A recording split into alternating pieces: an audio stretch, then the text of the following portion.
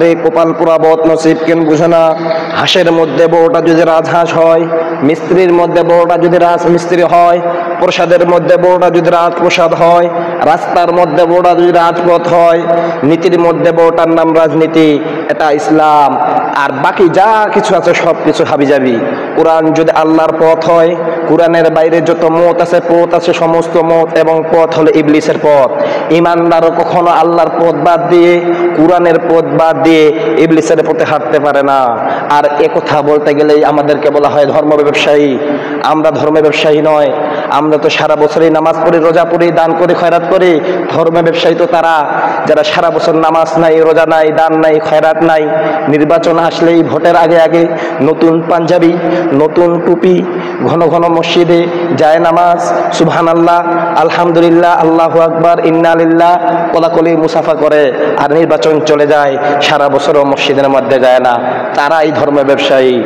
আর আমরা আল্লাহর কথা কোরআনের মধ্যে বলি, আমাদের সত্য একটাই, আমাদের চাওয়া একটাই, জমিন যার, আইন চলবে তার।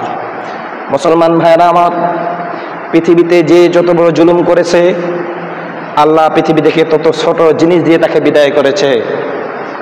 পানিতে ডুবে মরে ছোট বাচ্চারা, শিয়ানা হওয়ার পর, বড় হওয়ার পর কেউ কি পানিতে ডুবে মরে? ফেরাউনকে আল্লাহ পানিতে ডুবায় মারছে ছোট বাচ্চার মতো। ওই পানি খাচ্ছে আর বলছে মুসার খোদা, মুসার খোদা, আমানতু বিরব্বি মুসা, আমানতু বিরব্বি মুসা। জিবরাইল আলাইহিস সালাম বলছেন, হে নবী মুহাম্মদ সাল্লাল্লাহু আলাইহি সাল্লাম, আপনি সেখানে ছিলেন না, আমি ছিলাম।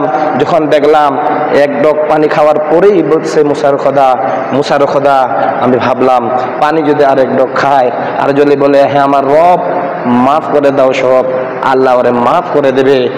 এ আমার রব এ কথা যেন বলতে না পারে, এজন্য আমি সমুদ্রের কাদা আর পানি এক জায়গায় করে ওর মুখের মধ্যে ঢুকাই দিলাম। কত বড় জালিম ফেরাউন, কত বড় জালিম ফেরাউন জুলুম করেছে, পানিতে ডুবায় মারছে। কত বড় জালিম নমরুদ জুলুম করেছে, আল্লাহ পৃথিবী থেকে জুতা পিটা করে বিদায় করেছে।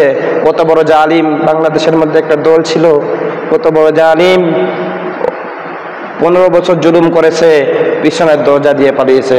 কথা বলেন ঠিক কিনা?